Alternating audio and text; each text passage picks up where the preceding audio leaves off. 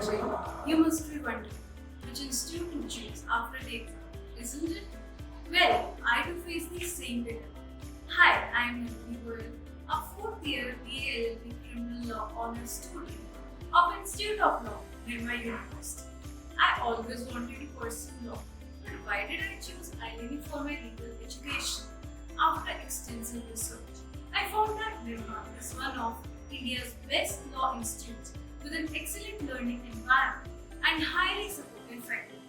Its research-driven curriculum has provided me with holistic growth and a strong foundation for my future. Not just that, it also gave me access to diverse extra-curricular workshops, committees, and seminars. As a student association president, I got a chance to organize numerous events and attend conferences which polished my professional and real-life skills.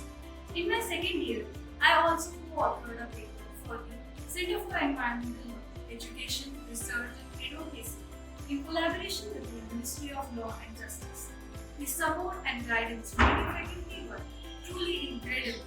Apart from value-adding internships, interaction with renowned lawyers, judges and scholars enabled me to gain important industry insight.